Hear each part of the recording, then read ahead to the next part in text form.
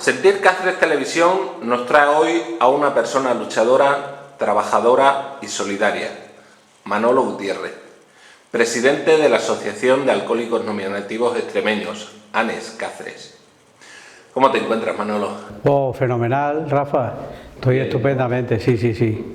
Bueno, vamos a hacerte una serie de preguntas para este Sentir Cáceres, para que nos cuentes un poquito y conozcamos en profundidad tu larga y extensa vida por este Cáceres, que sabemos que tanto quieres, y nos hagas recordar ese pasado. ¿Dónde naciste, Manolo? Bueno, pues mira, yo nací aquí en Cáceres. Nací en Cáceres, en la casa de la madre, que entonces estaba enfrente de lo que es la iglesia de Santiago, en el palacio ese que hay ahí estaba la casa de la madre, y ahí nací yo, porque mi madre, a pesar de que ella es de un pueblo de aquí de la provincia, del Pedroso de Acín concretamente, pues estaba trabajando aquí en Cáceres, es decir, ella estaba sirviendo aquí, y yo nací aquí en Cáceres, y aquí me he criado prácticamente. ¿El nombre de tu madre lo recuerdas? Mi madre, sí, mi madre se llamaba Lucía, Lucía García Salgado, y bueno, pues ella se vino del pueblo aquí a Cáceres a trabajar ya antes de casarse, y aquí se quedó durante un tiempo, luego se casó, se marchó al pueblo, vino aquí a dar a luz, yo nací aquí, se volvió otra vez a marchar al pueblo, pero yo a los 3 años me quedé sin padre, cuando yo tenía 3 años de edad, y entonces ya se tuvo que venir otra vez aquí buscando su vida, claro, porque yo, además de mí, nació luego otro hermano que es 2 años más pequeño que yo, y ese ya se quedó aquí en la casa de cuna, en el hospital, y yo me vine con ella a un colegio donde ella trabajaba, donde ella encontró trabajo de sirvienta, concretamente estaba en el lavadero, ella se dedicaba a lavar la ropa del colegio, ¿no? Y el colegio concretamente es uno que estaba en la parte antigua, que se llamaba el Colegio de Cristo Rey, que lo regentaban unas monjas de la Orden de Cristo Rey, y bueno, pues en aquel colegio entraban niños y niñas que daban clases de primaria y tal, y bueno, y allí estaban, y mi madre pues estaba allí con las monjas trabajando, y yo desde los 3 años y pico, cuando me quedé sin padre, hasta los 6 años que ya no podía estar en el colegio, pues estuve allí con ella. ¿Y qué recuerdas de ese internado, de ese colegio? De ese concretamente recuerdo vagamente que desde luego fue una etapa, pues una etapa de una infancia muy tierna, muy metido en lo que era el ambiente del claustro del convento, de las monjas. Las monjas me tenían allí un poco como si éramos recogidos. Porque yo en realidad no podría estar allí en el colegio, pero tratándose de la situación en que estaba mi madre, que no tenía vivienda, no tenía nada, pues entonces yo dormía y comía y hacía todo allí dentro del colegio, ¿no?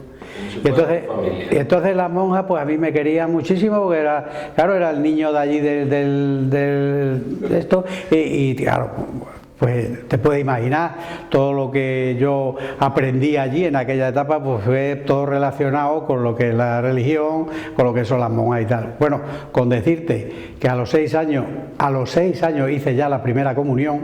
¿A los 6 años? Con 5 años ya ayudaba a misa al al capellán que iba a decir misa allí. Yo con 5 años ayudaba yo a misa. Recuerdo que me tenían las monjitas una banqueta donde me tenía que subir a coger las vinajeras porque no llegaba a la mesa, y llevarlas al altar y dárselas al sacerdote para que las cogiera él y las pusiera encima, porque yo no llegaba, claro, era un retaco.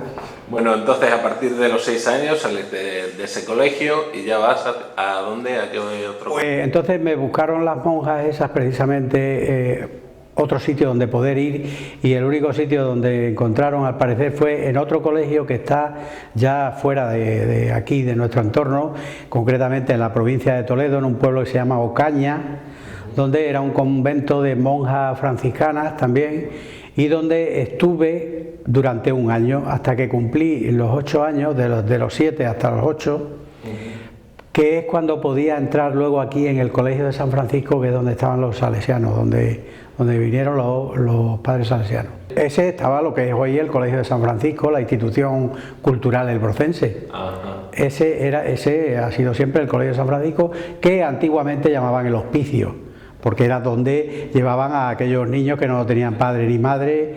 Porque te voy a contar un momentino un proceso que había para estos niños, que había madres solteras también. Entonces había gente o madres que no podían hacerse cargo de tal, y entonces estos niños los quedaban, su primer hogar, por decirlo de alguna manera, era la casa de cuna del hospital. Y en la casa de cuna los tenían durante un tiempo hasta que cumplían los 4 o 5 años. Y de ahí pasaban a otro colegio que también regentaba la Diputación Provincial de Cáceres, que se llamaba el Colegio de la Milagrosa, que estaba donde hoy está la Diputación Provincial, en el palacio que está detrás de Santa María, donde estaba la Diputación Provincial. Eso era el Colegio de la Milagrosa. Y al cumplir los 8 años los pasaban del Colegio de la Milagrosa al Colegio de San Francisco. Y ese era el proceso que llevaban aquellos niños que por circunstancias de la vida pues no tenían familia, o a lo mejor tenían a su madre solamente y no podían atenderlo porque las madres estaban trabajando, en fin, por infinidad de cosas, ¿no? Y otros niños que no tenían ni siquiera padre ni madre porque los habían abandonado, y entonces, por eso ya te digo, el colegio se llamaba El Hospicio, hasta que llegaron los salesianos, y entonces pues ya se dio en llamar al Colegio de San Francisco, ¿no? Pero ¿Cómo era la vida dentro de ese colegio?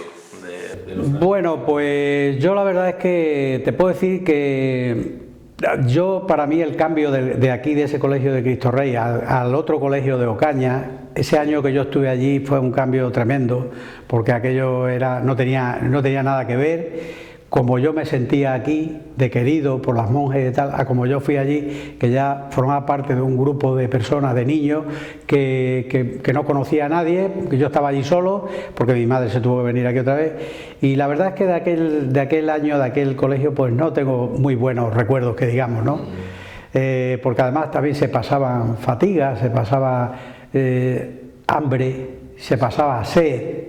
Recuerdo que nos levantábamos por la noche a beber a un pozo que había en un patio, y que aquello podía haber sucedido alguna tragedia, porque alguno se podía haber caído a un pozo, criaturas con 6 o 7 años, tú me dirás, y bueno, pues, pero se pasaba mal. Yo tengo unos recuerdos que quisiera más que nada pues dejarlos allí y ya está. Muy bien. Y ya una vez que estás en el colegio de los franciscanos, la vida cotidiana que había en ese colegio, ¿cómo era? Sí, bueno, pues mira, ahí ya, en principio yo estaba más contento por el hecho de que estaba al lado de mi madre. Mi madre ya estaba aquí, iba a verme los fines de semana, yo era otra cosa. Pero sí que es verdad que también los 2 o 3 primeros años que yo estuve en ese colegio había también muchas carencias en todos los aspectos. Y bueno, pero como niños que éramos, pues pensábamos más en jugar, en otro tipo de cosas, y tampoco veíamos las cosas tan negras, ¿no? Pero sí que es verdad que, bueno, aquello, aunque parezca un tópico decirlo, aquello de pasar hambre, es que era verdad. Y es que nosotros saltábamos las tapias del colegio y nos íbamos a las huertas que estaban detrás por la fruta y a lo que hacía falta, porque había necesidades. Y bueno, la vida del colegio en sí era pues muy sencilla. Nos levantábamos por la mañana, nos daban el desayuno, que era muy pobre, la verdad, y luego después teníamos horas de clase, lo que era la enseñanza primaria, ¿no? Sí. De matemáticas, de lengua y tal, pero a un nivel pues de primaria, ¿no? Y bueno, pues ahí empezamos un poco, hasta que yo cumplí los 12 años, pues donde ya sí que nos daban un certificado de estudios primarios, que estaba homologado, no se me olvida, por la Escuela de la Virgen de la Montaña, de aquí de Cáceres, que era entonces la escuela, diríamos, que podía expedir ese tipo de certificados, ¿no? Y con un convenio con el colegio, pues a los que aprobaban el curso y tal, es como ahora la EGB era la EGB o la ESO ahora, ¿no? Era un certificado de estudio y tal. y a partir de ahí, pues ya entrábamos en los talleres. ¿Y recuerdas alguno de tus profesores de aquella época?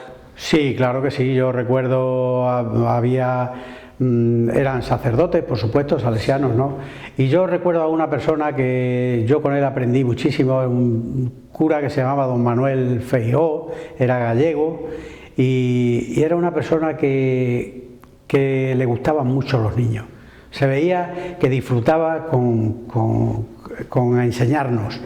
Y yo además, no sé, le caía bastante bien porque a mí me gustó siempre también el tema del teatro. Yo era un poco comediante, vamos, cuando tenía esa edad, y siempre me fichaba para las obras de teatro, cuando había que hacer o decir alguna poesía, o en fin, en las fiestas del colegio, que siempre había este tipo de actividades, ¿no? Y siempre me fichaba para aquello, y bueno, yo la verdad es que con aquella persona aprendí muchísimo, y puedo decir que cuando yo salí del colegio, si es que sabía cosas, era porque este hombre supo enseñármelas. Porque, sin embargo, tuve otros profesores de matemáticas, por ejemplo, que, bueno, sí, yo aprendí a sumar y a restar y tal, pero un poco así a trompicones, ¿no? Bueno, Manolo, con los ojos de aquel niño, descríbenos cómo veías tú Cáceres. ¿Qué había por Cáceres en aquella época? Mira, Cáceres para mí fue siempre una ciudad, que era mi ciudad, que siempre me encantó. Y te voy a decir, como te he contado antes, aquella época de que yo estuve en el colegio de Cristo Rey, sí, con mi madre, esos años que yo estuve ahí, que yo, a pesar de que era un niño, yo deambulaba muchísimo por toda la ciudad antigua, porque ese colegio estaba situado dentro de la ciudad antigua. Está concretamente enfrente justo de lo que es hoy donde está la Cruz Blanca. Eso es un edificio que tienen ahí los de la Cruz Blanca, los hermanos, y enfrente justo está el colegio ese, que sigue existiendo ahí el palacio y tal, para que ya no es un colegio como tal, ¿no? Entonces yo siempre me llamó la atención muchísimo Cáceres. Siempre me llamó la atención las edificaciones antiguas, esas torres y tal, y yo aquello desde muy pequeño se me grabó, y yo de siempre, pues Cáceres me ha llamado la atención, ¿no? Tu zona de juego sería aquella, claro. Yo en la época esa del colegio, pues bueno, nosotros del colegio de San Francisco, pues estábamos más metidos dentro del colegio, ¿no? Sí. Pero también recuerdo que yo formaba parte de la banda de cornetas y tambores del colegio, y recuerdo aquellas Semanas Santas que salíamos a tocar, pues entonces había dos bandas de cornetas en Cáceres, la del colegio y la de los militares, yo creo, no había más, y la banda municipal del ayuntamiento, y entonces nosotros, yo eso sí recuerdo que nos tragábamos todas las procesiones de habida y por haber. Y entonces seguíamos, ya te digo, yo seguía siempre con Cáceres, quiero decir que en la Semana Santa deambulábamos por toda la ciudad antigua, entonces, y a mí siempre me gustó mucho y me llamó siempre la atención, y cuando fui luego más mayor, pues sí que es verdad que empecé a interesarme por un poco por lo que era la ciudad, por cómo había sido, y un poco la historia de Cáceres, ¿no? Y fuera de lo que es, digamos, la parte antigua, ¿cómo se vivía? ¿Cómo vivía la gente? La gente vivía, yo creo que bien entre comillas. ¿Qué voy a decir? Vamos a ver, quizás era otra forma de vivir de lo que es hoy. Claro, por supuesto, eran otros tiempos, aquello del reloj y de las prisas no existía tanto, la cuestión económica era un nivel muy bajo en la ciudad, la renta per cápita entonces sería pues muy baja, muy poca, pero la gente vivía de otra forma, con otra, o sea, se conformaba con menos. Y entonces tú no veías a la gente como ves hoy, que todo el mundo se queja de todo, y todo el mundo, aunque tenemos de todo, seguimos quejando de todo. Entonces quizás no tenías tanto, pero tampoco te quejabas, porque con lo que tenías yo creo que había suficiente, ¿no? Era de otra manera distinta, sí. ¿Y recuerdas a qué tipo de juegos jugabais de pequeño? Bueno, yo te voy a decir que en el colegio Bueno, como estaban los salesianos, cuando ellos cogieron ya un poco la administración del colegio y tal, pues se notó el cambio y bueno, la verdad es que ya teníamos algunas actividades deportivas dentro del colegio, como era el baloncesto, el fútbol y tal. Pero yo recuerdo que antes, un poco antes, que nosotros cuando salíamos a los recreos y del colegio y tal, pues jugábamos a aquellos juegos que eran los bolindres, que le llamábamos nosotros, o las canicas, como querramos decir, las chapas, yo que sé, jugábamos a 40.000 historias, y al pídola y yo que sé, juegos que hoy ya prácticamente han desaparecido, por desgracia, y que yo a mis nietos quiero inculcárselos y de hecho sigo jugando a mis nietos, o sea, a la chapa, con el chico. Sí, claro, es que yo creo que eso no se debe perder y además, de hecho, es que a los niños les gusta. Lo que pasa es que claro, dice, es que no juegan los niños, no juegan porque ya no tienen la calle como antes libre para poder jugar, no están en casa más metidos en otras historias y en otro tipo de juegos que hoy día son los que más... Hablando de las calles de aquel entonces en Cáceres, supongo que la mayoría estaban empedradas, ¿no? Sí, claro. Además hubo una época en que mi madre, ya cuando ella también tuvo que salirse del colegio ese de Cristo Rey, que fue cuando yo me fui al otro colegio, ella encontró otro trabajo en una casa de unos señores que eran entonces aquí en Cáceres muy importantes, los Ordóñez se llamaban, que todo el mundo los conocía y tal.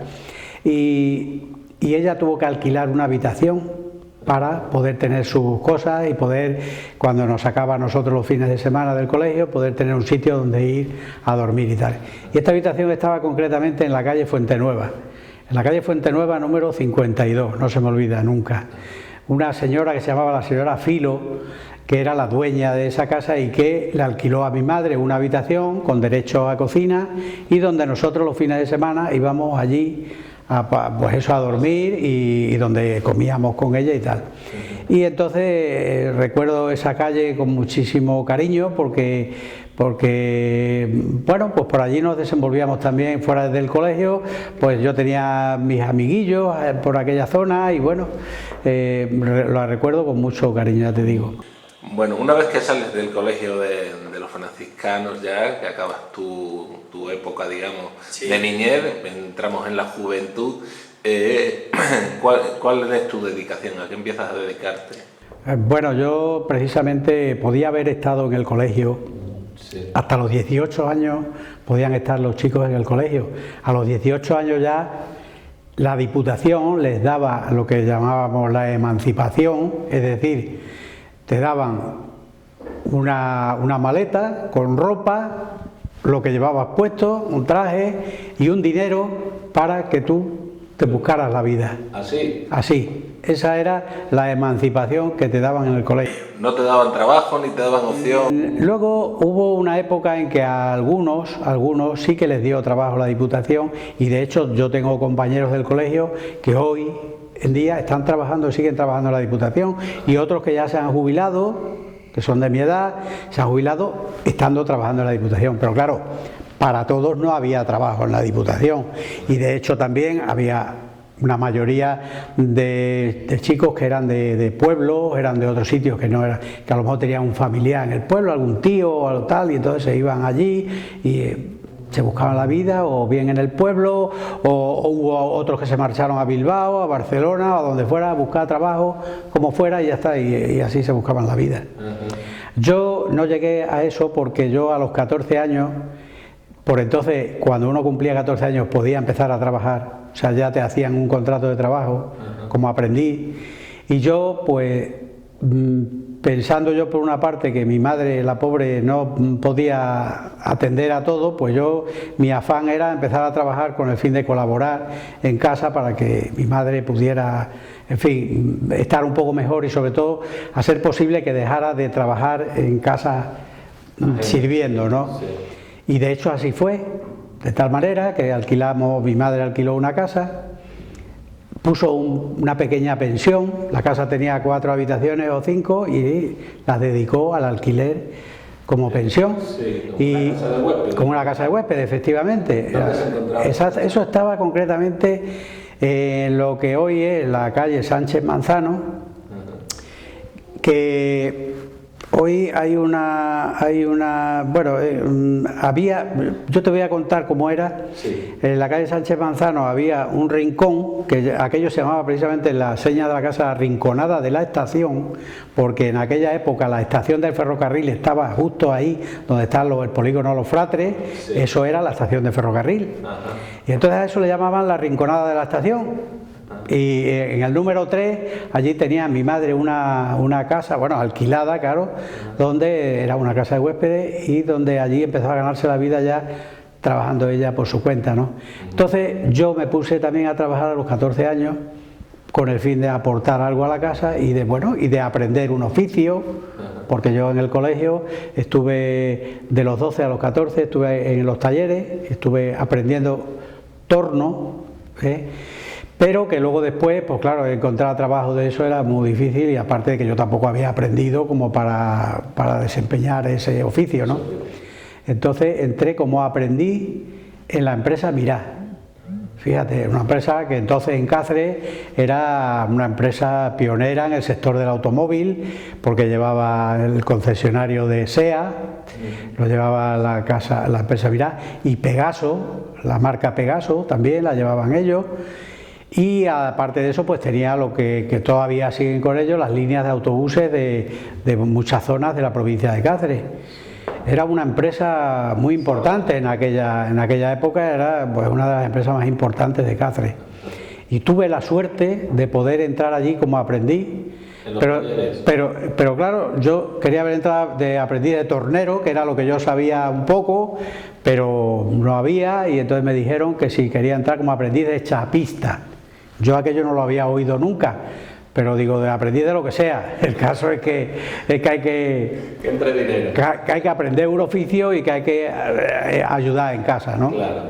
Y ahí fue donde empezó mi vida laboral, que ha durado, gracias a Dios, hasta el día de hace 2 años que me jubilé, pues con 48 años cotizaba a la Seguridad Social, vamos, o sea, yo creo que...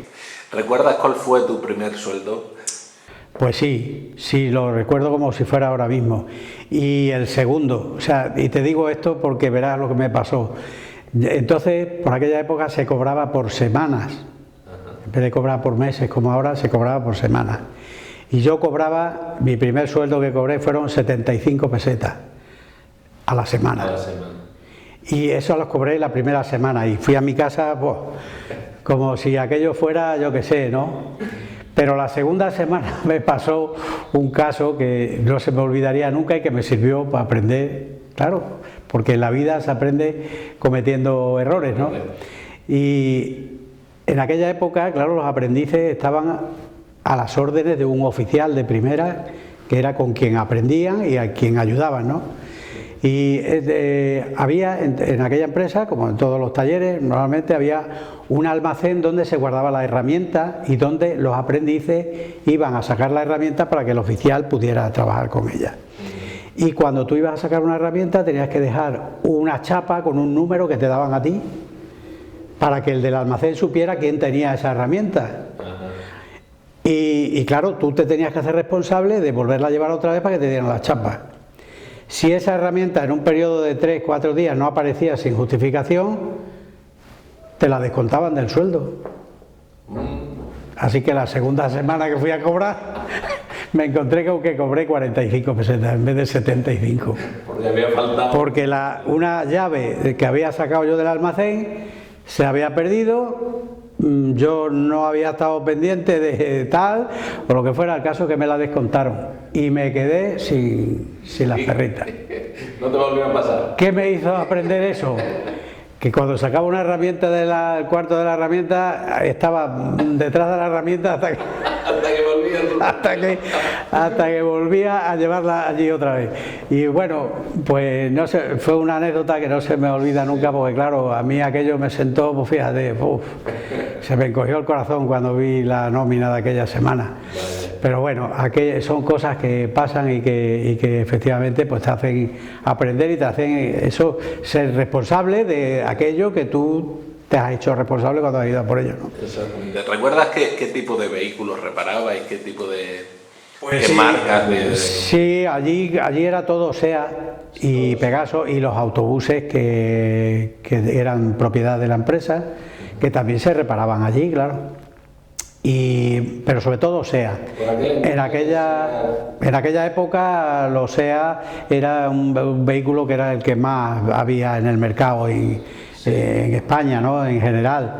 Recuerdo que aquí había un modelo que se llamaba el SEAT 1400, modelo A y B, eran unos coches grandes, así un poco armatostes, ¿no? Que eran los que utilizaban los taxistas. Casi todos los taxistas tenían ese modelo de coche, era un coche grande y tal, ¿no? Luego salió otro modelo ya que era el SEAT 1500, que era ya un poco más bonito, era más estilizado, era más bonito, pero también un coche grande. Y también era un coche que precisamente los taxistas fueron los primeros que empezaron a utilizar ese tipo de coches, ¿no? Y luego los coches oficiales y algunos de gente de dinero, de Cáceres y provincia, que también los utilizaban. Porque luego después salió ya, no me acuerdo en qué año fue cuando salió el SEAT 600, pero vamos, al poco de estar yo en la empresa, ¿no? Y ya era un coche utilitario que ya sí, ese era el que más utilizaban por la mayoría de la gente. Claro. O sea, 600, el 850, sí. Coches ya un poco... Luego siguieron saliendo más modelos que bueno, a medida que tal, pero aquellos tipos de coches eran los que entonces había, y otros coches más antiguos de otras marcas que también se reparaban allí.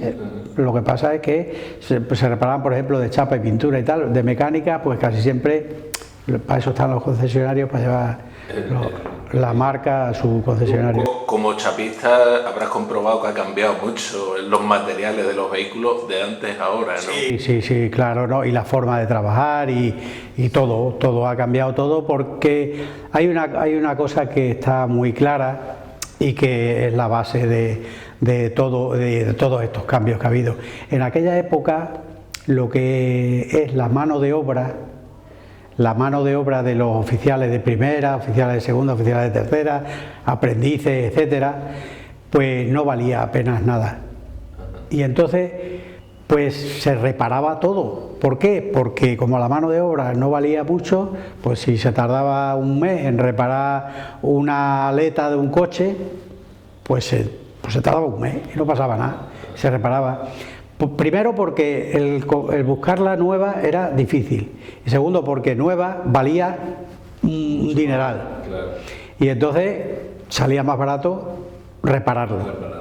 Y entonces se trabajaba en las chapas, me refiero, manualmente, había que hacer reparaciones, además en unas condiciones que hoy día ya, por ejemplo, o después incluso yo lo he conocido, dentro de que yo además no he estado toda mi vida trabajando en eso, porque yo estuve aproximadamente 30 años trabajando en el tema de las chapas, pero he conocido ya luego después muchas mejoras que han ido habiendo con respecto a la forma de trabajar y tal, pero entonces se penaba mucho y había que hacer piezas nuevas y había que... También se utilizaba más mano de obra, había más trabajo para la gente. Claro, sí, había mucho más trabajo, claro. Sí, porque todo el mundo reparaba, por eso que te digo, porque entonces no valía mucho las reparaciones. No. Hoy en día, sin embargo, pues esto es lo contrario, ya chapistas como tales no hay. Hay reponedores de piezas, es decir, ¿por qué? Porque hoy se estropea una puerta, un capó, una aleta, tal, y se cambia, porque es mucho más barato y a las compañías de seguros les cuesta menos cambiarlo que si eso hubiera que repararlo, porque la mano de obra de un oficial hoy pues vale un dineral. Digamos que la artesanía se ha perdido, ¿no? Exactamente, ese era un oficio artesano, no cabe duda, era un oficio totalmente artesano. Bueno, estamos ya en tu juventud, en tus 18, 17, 18 años, sí. donde ya tenías un poquito de dinero para salir, digamos, ¿no? A pasear. ¿Dónde solíais ir con los amigos? ¿Dónde frecuentabais? Bueno, pues la verdad es que muchos sitios de ocio aquí en Cáceres no es que hubiese, pero sí que es cierto que bueno, yo por aquella época, ya a los 18 años, pues ya tenía una novia, pero claro, ¿qué pasaba? Que la novia en aquella época, como tú también quizás te puedas acordar un poco.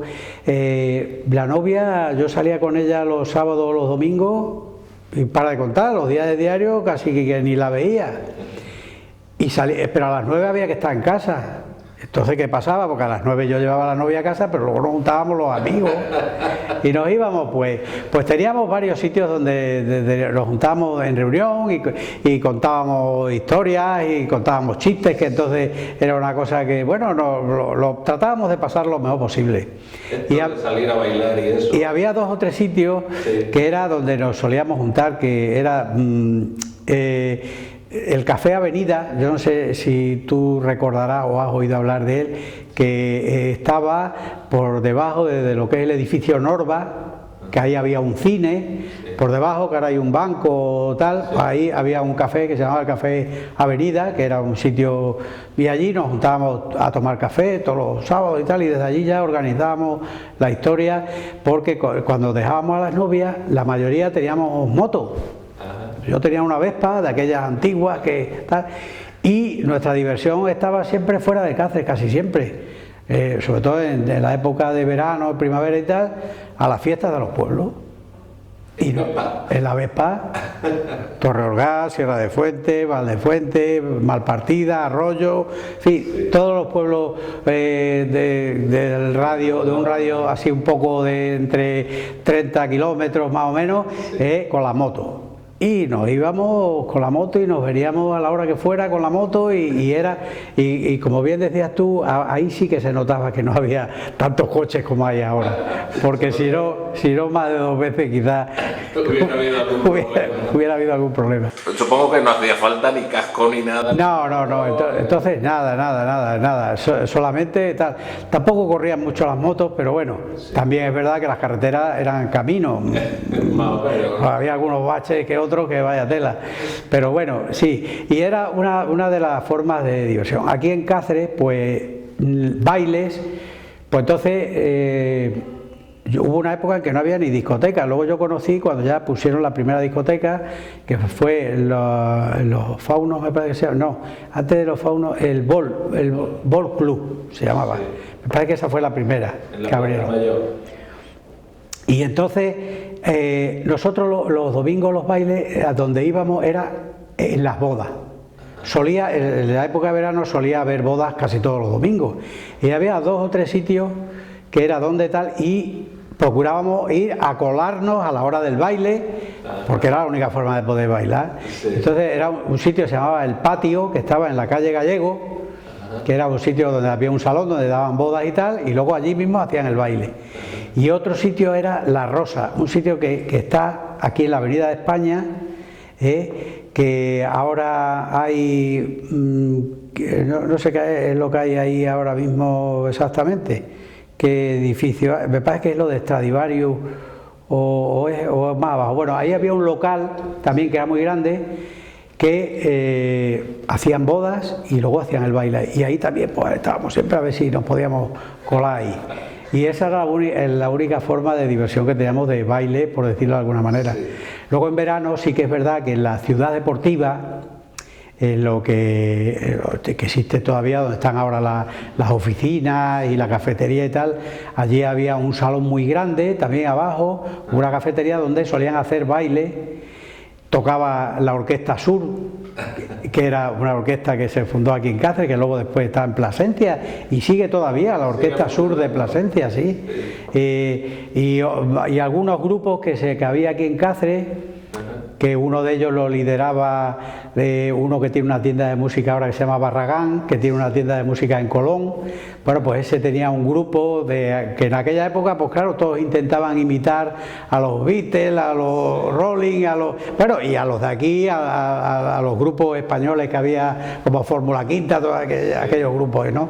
Y bueno, pues solían hacer esos bailes en la caseta, y allí es donde únicamente podíamos bailar. Podíamos hacer eso, porque es que no había... Ajá. Bueno, entonces ya habías conocido a tu señora de hoy en día, tu mujer, claro.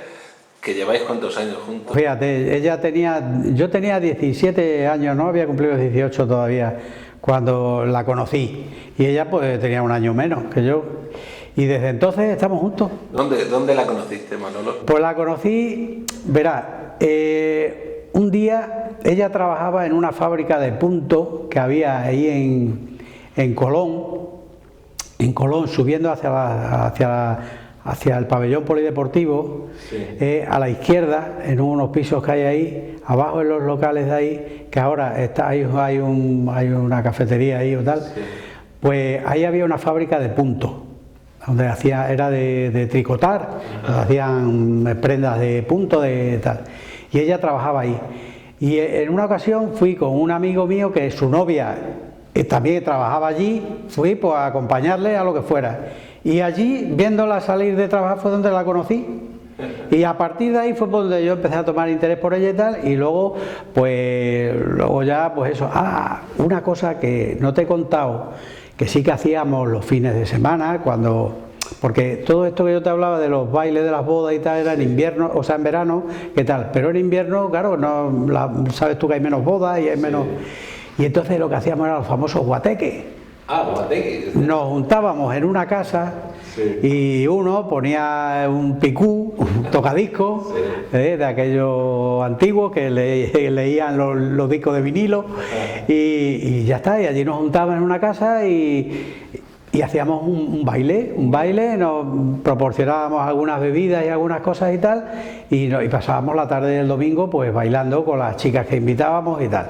Y en esos guateques fue donde ya se fue afianzando la cuestión, hasta que ya nos hicimos novios, empezamos a salir ya un poquito más tarde, pero vamos. ¿El nombre de tu mujer es? Ana Sanguino, sí. Ana Sanguino. Ajá. Entonces lleváis juntos casi toda la vida, ¿no? Pues sí, desde entonces, fíjate, luego estuvimos 8 o 9 años juntos y cuando yo vine de la mili pues nos casamos. Ajá. ¿Tienes hijos, supongo, no? Sí, tengo 3 hijos.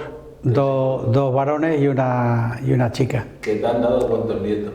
Pues de momento solamente tengo 2. ¿Dos nietos? Y son del mismo hijo, del mayor, de Manuel, sí. Y uno que ya tiene 19 años, ha hecho ahora, y otro que tiene 5 años y medio. Qué curioso. Son hermanos y fíjate qué diferencia. Bueno, una vez que conociste a tu esposa, ¿Dónde fue la boda? ¿Dónde os casasteis? Pues mira, nosotros nos casamos en el Hotel Álvarez. Ajá. En el Hotel Álvarez, que hoy es el Hotel Alfonso IX, que está en la calle Moré. Sí.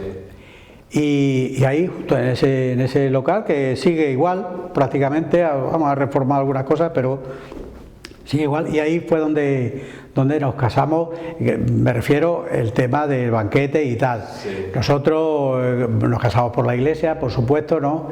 Y nos casamos en la iglesia de San Pedro de Alcántara, que es la iglesia que está donde está el Instituto de Enseñanza Media, el Brocense. El Brocense. Sí, esa iglesia que era la que os correspondía. Exactamente, era la que nos correspondía porque ella vivía cerca de ahí, sus padres, y yo también vivía, bueno, pues cerca prácticamente, pues ya te digo, yo vivía en la Rinconada de la Estación, lo que es hoy la calle Sánchez Manzano, sí. Y entonces tampoco había otras iglesias, porque luego después yo ya pasé a pertenecer a la Virgen de Guadalupe, pero esa todavía no estaba hecha cuando nosotros nos casamos. ¿Recuerdas la luna de miel? Eso sí, la luna de miel sí la recuerdo, bueno, como una aventura, porque claro, aquí siempre metido aquí en Cáceres, no habíamos salido nunca a ningún sitio y tal, y entonces yo con un SEA 600 que yo tenía, nos fuimos de luna de miel, pero no nos fuimos aquí al lado, no. Nos fuimos directamente al País Vasco, así, fuimos a Bilbao y la verdad es que estuvimos 21 días recorriendo, pues estuvimos en Bilbao, estuvimos en San Sebastián, llegamos hasta Irún, volvimos, fuimos de Bilbao, nos fuimos a Santander y recorrimos un poco la zona esa de Cantabria, por ahí tal, volvimos otra vez a Bilbao y ya de allí nos vinimos para acá. Pero la verdad es que fue algo tremendo, que también he de decir que pudimos hacerlo así porque aprovechamos la cuestión de que yo en Bilbao tengo muchísima familia, ¿no? Y entonces fuimos un poco, pues, porque la economía tampoco estaba para decir, pues voy a hacer un viaje de luna de miel, país de 20 y tantos días en hoteles y tal, no. Es porque íbamos a casa de la familia, aprovechando, aunque sí es cierto que hubo sitios donde fuimos que por ejemplo, cuando fuimos a Santander, 2 o 3 días que estuvimos por allí, estuvimos en hoteles, en fin.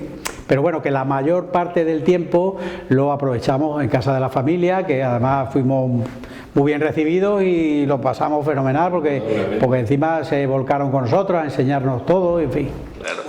¿Era la primera vez que veías el mar en ese viaje? Fue inolvidable. No, yo ya había ido... O sea, sí, conocía el mar por la zona de aquí abajo de Andalucía. Ajá. Y bueno, sí. Por aquel entonces ya supongo que habías ascendido en tu carrera profesional. Bueno, claro, por supuesto, yo he de decirte que hemos saltado ahí una época de mi vida que fue cuando yo entré a los 14 años en la empresa Mira, a los 20 me fui a hacer el servicio militar. Porque me fui voluntario.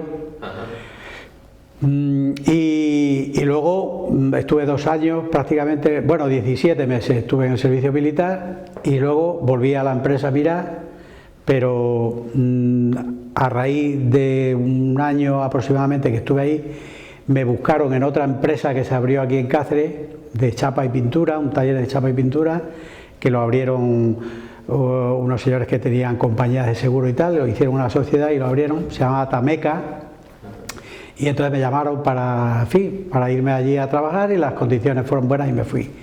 Pero hay ese inciso ahí del servicio militar, que fue otra época de mi vida que también recuerdo con cariño, con añoranza. ¿Dónde hiciste el servicio militar? Pues el servicio militar, como te digo, lo hice en la base aérea de Talavera Real. Porque a mí siempre me gustó mucho la aviación y de hecho yo con otro chico de aquí de Cáceres que trabajaba en la Caja de Ahorro, un chaval muy majo, nos presentamos en Zaragoza en la escuela de pilotos de complemento para acceder a la escuela. Y entonces nos presentamos porque entonces exigían solamente los estudios básicos y tal, y un examen médico y tal, y entonces nos presentamos y yo aprobé el examen físico pero no el teórico, y el otro chico que fue conmigo al revés, aprobó el teórico pero el físico no. Físico no lo aprobó porque le descubrieron una taquicardia, en fin, una cosa que él no sabía que lo tenía, pero claro, son unos exámenes muy exhaustivos los que hacen, y entonces pues resulta que tal.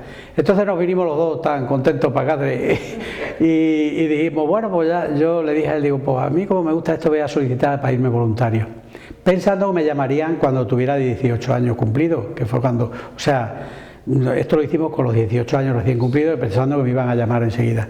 Pero el tiempo pasó y cuando me vinieron a llamar es cuando yo ya me había tallado para irme por mi quinta. Pero claro, al llamarme, pues digo, pues aprovechamos y me voy, porque así tengo la opción de poder elegir yo el sitio donde quiero irme. Sí. De la otra manera, te tenías que sortear y a lo mejor te tocaba África, que entonces aquello estaba muy mal y había historias. Entonces yo digo, pues nada, me voy voluntario y solicité aquí a la base de Talavera. Y ahí me vine y hice ahí. Lo que pasa es que yo firmé 24 meses y estuve 17. O sea que prácticamente me salió como si hubiera hecho la mili normal. Y la verdad que fue una época muy bonita, porque yo estuve en un destino que estaba muy bien y no tenía problemas, tenía todas las tardes libres, seguía trabajando en mi oficio porque allí hay talleres civiles y yo me hice amigo del jefe de taller, me daba la llave y yo por la tarde trabajaba en los talleres porque ellos trabajaban por la mañana y yo por la tarde me dedicaba allí a hacer mis trabajos. Y como allí había una plantilla de 200 y pico de sargentos especialistas, todos tenían coche, pues siempre había alguna cosa que hacer, cuando era una cosa era otra, siempre. Y yo entonces manejaba pasta, mandaba dinero a mi casa, lo que más que si estuviera trabajando aquí, o sea que estaba fenomenal. Y aquello fue ya te digo, fue una época muy bonita, sí. Bueno, ya cuando regresaste, hemos hablado de tu boda con tu mujer. Sí. ¿Dónde os vais a vivir? ¿Dónde fue la primera vivienda? Bueno, pues yo la primera vivienda donde nos fuimos fue en Antonio Hurtado, en el número 8 de Antonio Hurtado, que hay un sitio que se llama El Túnel, Sí. y ahí en uno de esos hay 4 bloques dentro del túnel, 4 portales, y en uno de esos, en el piso 7º, vivíamos nosotros, alquilamos ahí ese piso. Y ahí pues estuvimos viviendo pues bastante tiempo. A modo anecdótico, ¿cuánto costaba un alquiler en aquel entonces? Pues en aquel entonces nos costaba 700 pesetas, me parece que era mensual. Mensual, el alquiler. Que 700 pesetas eran muchas pesetas. Sí, claro, hay que ver también. Porque es que yo ganaba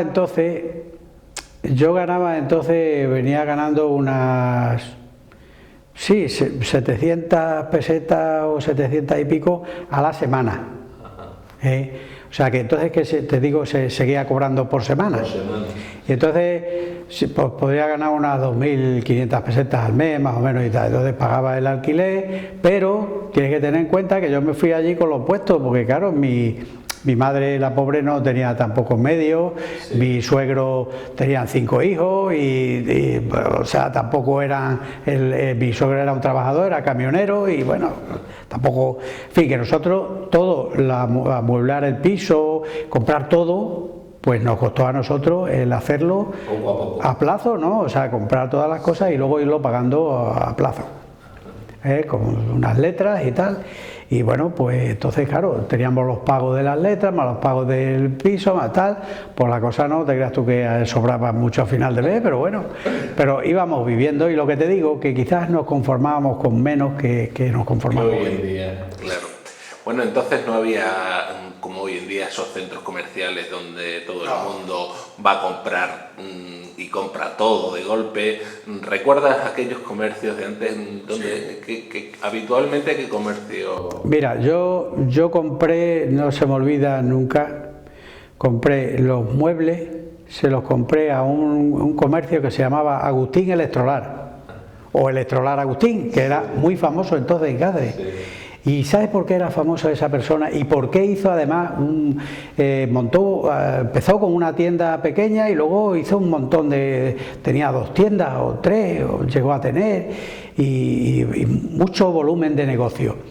Y era por eso, porque era un hombre que, por decirlo de alguna manera, fiaba a la gente. Es decir, que ponía las cosas a plazo con el fin y daba unas facilidades enormes y sin muchos intereses y tal, porque claro, si tú te avalabas o te financiaba el banco, pues el banco ya sabe, la caja de ahorro, que era o no, te cobraba unos intereses, pero es que este hombre te lo daba así, exactamente.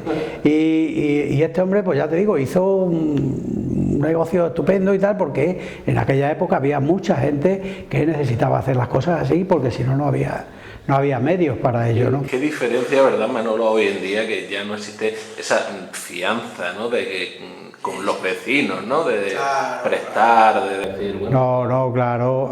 Mira, hay negocios en Cáceres, yo conozco algún otro, por ejemplo, te puedo hablar de uno que lo conozco mucho porque también hoy sus hijos, que son los que llevan los negocios, los 2 que tienen, los 3 ya, lo llevan ellos, que es la ferretería Cancho. Sí. Pues el señor Cancho, cuando empezó allí abajo para las 300 viviendas con un cachillo de ferretería que tenía, ese hombre, yo he visto cantidad de gente de ir allí a comprar, que estaba siempre la ferretería llena, pero yo no veía nunca una perra por ningún lado.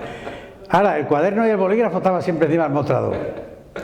La señora Paula se lleva no sé qué y tal, y volvía a lo mejor al mes siguiente y sacaba otra vez el cuaderno y el bolígrafo, y la señora Paula entrega 100 pesetas o 50 o lo que sea, a cuenta de lo que tiene ahí y tal, y ese era el negocio. Pero tú fíjate que hoy en día tienen 3 ferreterías en Cáceres que son pioneras, son de lo mejor que hay en ese tema. ¿Por qué? Porque lo han hecho así a base de que se han fiado de la gente. Y la gente humilde, la gente, sabes tú, que paga. Sí. Y son capaces de quitárselo de la boca para ir a pagar, porque saben que es y esos negocios los que había antes mucho, sí que es verdad. Luego, allí donde vivíais, en ese edificio del túnel, ¿qué comercios habituales? ¿Dónde comprabais la comida? Pues allí comercio así cercano, había un comercio que estaba en la calle, se llama la calle Salamanca. Allí había un comercio que ahora hay un esto del Tambo, sí, que hubo allí en tiempo un comercio, y luego en la misma esquina de la calle Salamanca, donde hay ahora una mercería, allí había otro comercio que también era muy famoso en Cáceres por el nombre de este comercio, que se llamaba Rincón. Todo el mundo lo conocía, vamos a Casa de Rincón. A Casa de Rincón era como una especie de ultramarino de aquellos que había, que hubo en sus tiempos, que se llamaban ultramarinos por aquello de que bueno, traían las cosas del ultramar y tal, ¿no? Al principio, ¿no? Y se seguían llamando así, ¿no? Ultramarino, pues se llamaba Alcoresa, por ejemplo, que también era un ultramarino, o este otro que estaba aquí en San Juan, al lado del Figón de Eustaquio, que era uno muy famoso, que había ahí, en fin, Campón, y bueno, pues allí donde Rincón, pues era donde más siempre comprábamos, y ese otro que había frutería y tal. Y bueno, pues poco, por allí, por esa zona, pocos más comercios había, así. ¿Y qué era lo que se comía habitualmente en casa? Pues yo creo, sí, nosotros, vamos a ver, lo mismo mi mujer que yo, veníamos de una familia, de mi madre y ella de sus padres, que sus padres eran de un pueblo de aquí de Malpartida, pero vivían aquí en casa desde mucho tiempo. Mi madre siempre estuvo en el pueblo, y siempre quiero decir con esto que el tema de las comidas pues se centraba un poco en aquello de las comidas de cuchara, como se suele decir, sí, ¿no? Las legumbres, las judías, los garbanzos, las lentejas, esto, unas patatas con carne, un no sé qué, en fin, estas comidas que llamamos comidas caseras, sí, que es lo que normalmente se hacía y que a nosotros desde chicos nos enseñaron a comer, y que nosotros hemos intentado luego después de que nuestros hijos sigan con la misma historia, y ese era un poco el... ¿Cómo estaba en aquella época? Ya estabas casado con tu mujer, ¿cómo era la Plaza Mayor, Cáceres, cómo se veía? Vamos a ver, la Plaza Mayor de Cáceres estaba, bueno, de aquella época, yo no sé, bueno, todo el mundo yo creo que ha visto fotografías porque ha visto más o menos cómo estaba, y lo que sí había era otro ambiente distinto del que hay ahora, ¿no? Por ejemplo, salías un fin de semana y dabas una vuelta por la Plaza Mayor y veías otro ambiente, era otra cosa distinta, no hay como ahora el tema de las terrazas, todo esto. Sí. Los bares que había eran 4 bares, no había más, y aquellos bares estaban siempre pues con gente, pero siempre en plan más familiar, ¿no? Exacto. Y la gente daba una vuelta por la plaza y se veía, no sé, era como un acontecimiento. El ir los domingos a dar una vuelta a la plaza era un acontecimiento. Hoy, pues bueno, a la plaza es que dices, ¿cómo voy a ir yo a la plaza ahora? No había tanto turismo como ahora. No, claro, tampoco había tanto turismo, ¿no? Pero...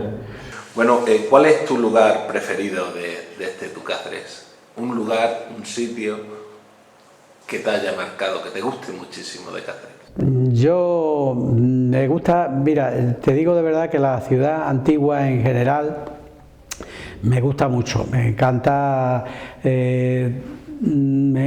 todo el conjunto, ¿no? Diríamos, de la ciudad antigua, pero sí que es verdad que hay algo que me llamó siempre la atención. Fíjate, yo creo que desde que era niño tenía yo, no sé, interés por saber qué es lo que podría haber dentro de la torre de Bugaco.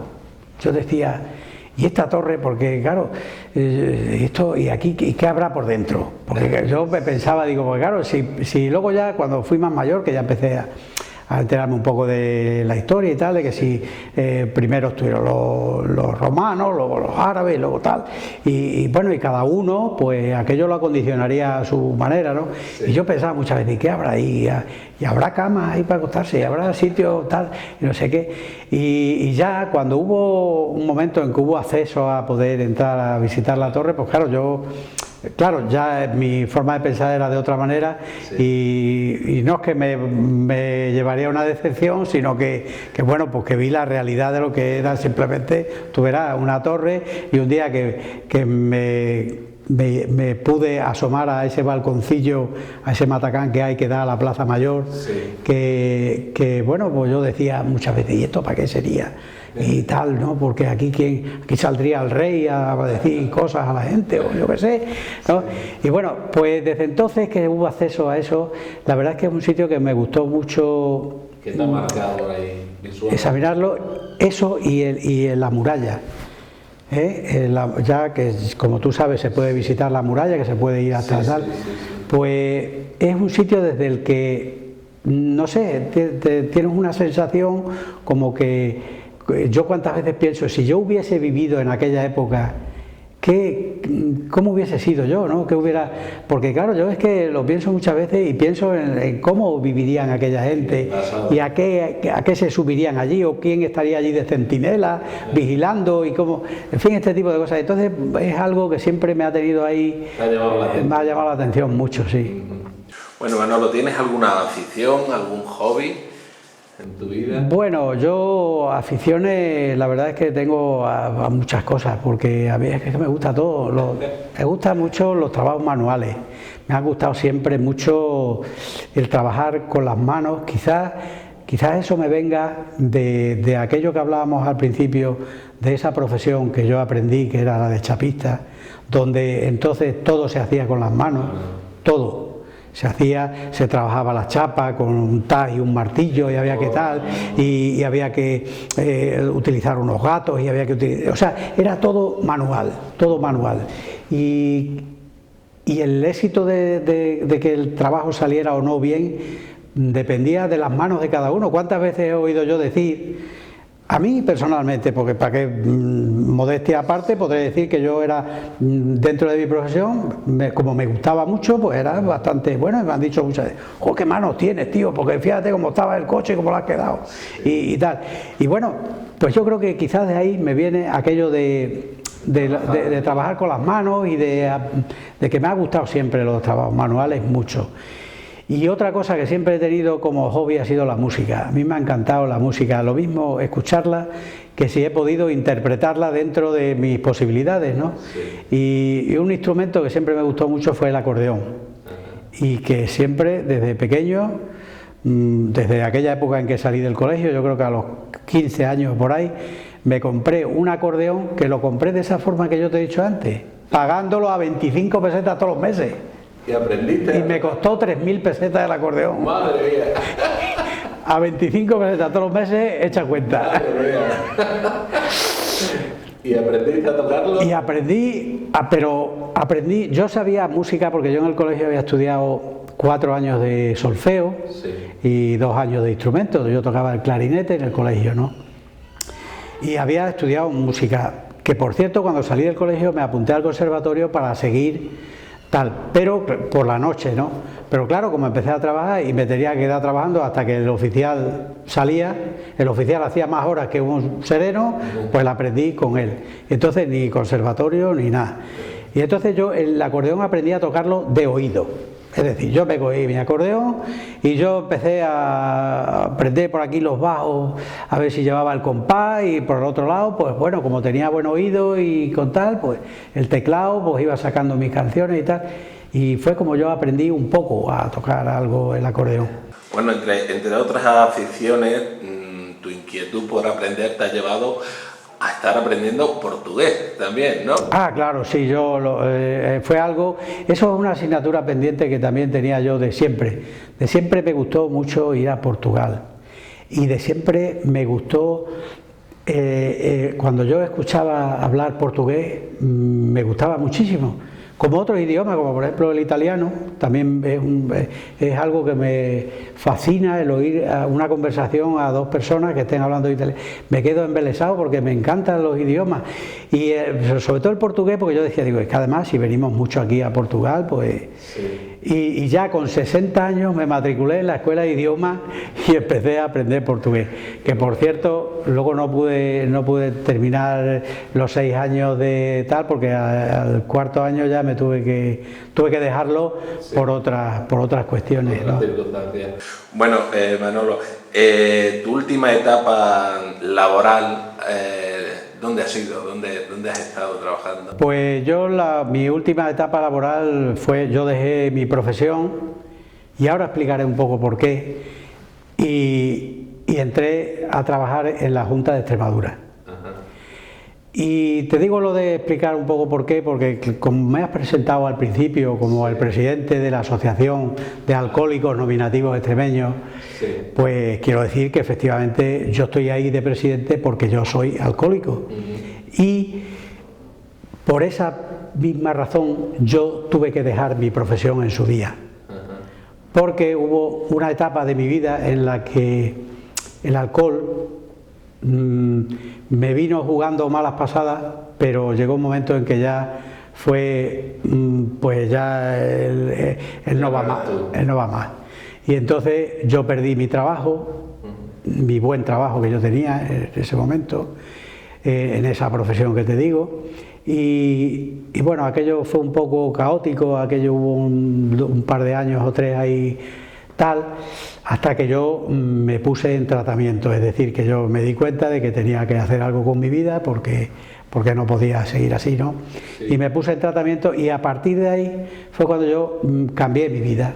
Cambié la asociación ANES. Cambié mi vida, yo conocí la asociación ANES, dejé mi profesión porque yo en aquella época nos conocíamos todo el mundo aquí en Cáceres, a mí todo el mundo me conocía, sabían un poco el porqué de haber dejado esto, y sobre todo, y lo más importante era eso, el hecho de que el que yo fuera alcohólico, eso todavía hoy está mal, por la sociedad está muy mal visto.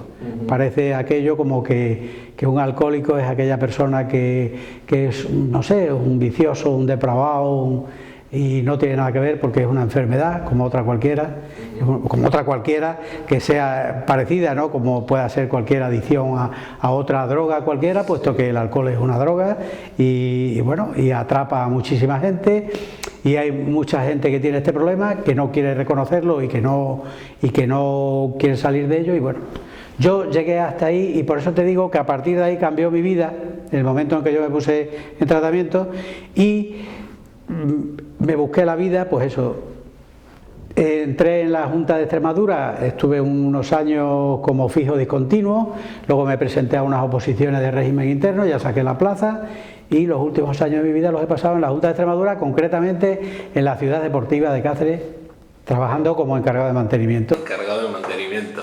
Sí, de las piscinas y tal, ¿no? Yo llevaba el tema de...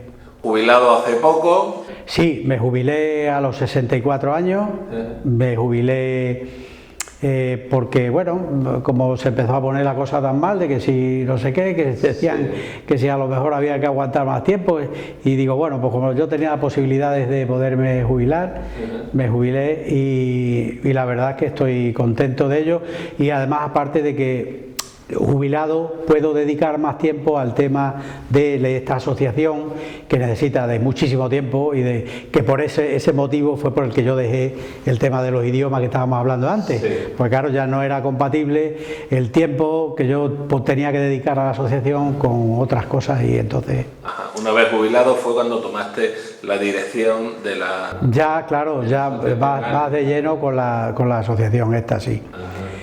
¿A la que te dedicas por completo? Por completo, sí. De momento yo tengo ahí como si dijéramos una dedicación exclusiva, aunque bueno, tengo otras cosas también que son de mi prioridad, ¿no? Como mi familia, mis nietos y tal.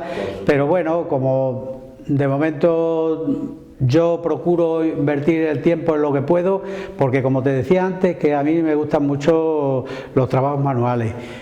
Como tú sabes, yo dedico bastante tiempo en las Hermanitas de los Pobres a hacer un nacimiento que hago, que precisamente lo he hecho recreado en la parte antigua de Cáceres por ese amor que yo le tengo a la parte antigua. Que vamos a conocer a continuación después de esta entrevista. Pues estupendo, sí, estaría fenomenal. Bueno, antes de acabar, Manolo, ya con este repaso a tu vida, vamos a hacer un pequeño test personal, si no te importa. Sí, perfecto. Muy bien, pues Manolo, ¿la vida la haces o te hace a ti? Hombre, yo creo que la vida la tiene que hacer cada uno, sí. Si pudieras cambiar tu estilo de vida por un año, ¿qué harías? Pues mira, yo creo que no me lo plantearía siquiera, porque creo que el estilo de vida que llevo es el que creo que debo llevar. Ajá. ¿Un color favorito? El azul. ¿Tu mayor virtud? Creo que la paciencia. ¿Y tu peor defecto? Quizá, no sé, es que son tantos que quizás enumerar uno sea un poco difícil. Bueno. Pero quizá a lo mejor el no saber entender a los demás en muchas ocasiones. ¿Un estilo de música? El clásico, música clásica. ¿Una canción favorita? Canción... ¿de qué estilo? Una canción que te haya marcado, que te guste mucho. Pues no sé, es que hay canciones que me gustan mucho, pero hablando, yo como te decía, la música clásica me encanta, sí. Y podría decir que ya que no sea instrumental, cantado, sí. El cuarto movimiento de la novena de Beethoven, que es la coral del himno a la alegría, sí, es una cosa que me pone los vellos de punta. ¿El mejor sentimiento del mundo es? El amor, yo creo. ¿Qué valoras más de una persona? Yo, su sencillez y su sinceridad. ¿Has llorado alguna vez por un amigo? Muchas. ¿Y por un amor? También. ¿Te gusta viajar? Muchísimo. Recomiéndanos un lugar para visitar. Bueno, hay tantos lugares bonitos en España, porque a mí, a pesar de que me gustaría y me gusta, y de hecho he viajado al extranjero, pero hay tantos lugares bonitos en España que no sé, pero un lugar para visitar, yo diría de mi Extremadura, el norte de Cáceres. Cualquier zona del norte de Cáceres sería precioso. Bueno. ¿Te arrepientes de algo en esta vida? Quizás de no haber sabido llevar no sé, mi vida de una manera más recta en la juventud, no sé. Pero claro, no me puedo arrepentir de lo que quizás no haya tenido, porque muchas veces me lamento, por ejemplo, de decir no tuve un padre que me guiara y tal, y a lo mejor puedo lamentar, pero la vida es así y entonces no como es, ¿no? Entonces quizás sea yo el que no he sabido en algún momento pues llevar el camino verdadero, ¿no? El camino recto. ¿Un momento de tu vida que te haya marcado? Ha habido momentos duros en mi vida, pero sobre todo este de la enfermedad, del alcoholismo. ¿Cómo te definirías? Pues una persona afable, una persona normal, de lo más normal del mundo y bueno, amigo de mis amigos y sobre todo pues muy familiar. Me encanta la familia y sobre todo estar con mis hijos es lo que más me gusta. ¿Campo o ciudad? Yo me gusta el campo. ¿Eres detallista? Sí, me gusta detallar aquellas cosas que yo entiendo que merecen la pena. ¿Un libro? Uy, si te dijera el Quijote diría, es un tópico, eso no puede ser. Pero mira, hay un libro que leí en portugués, que estando en la escuela de idiomas, que me encantó y es un libro de un escritor portugués, Esa de Queiroz, que se titula El crimen del padre Amaro, El crimen del padre Amaro, que es un libro que me impactó y me gustó mucho. ¿Adiós o hasta siempre? Yo hasta siempre, nunca adiós. Muy bien, Manolo, pues ha sido un placer tenerte con nosotros en este Sentir Cáceres Televisión. Que tengas una larga y bonita vida y vamos a conocer ese Belén tan maravilloso que tienes. Pues muchísimas gracias, Rafa, y que tú que lo conozcas todo esto y que sigamos estando siempre en contacto y siendo siempre amigos y pasándolo lo mejor que podamos.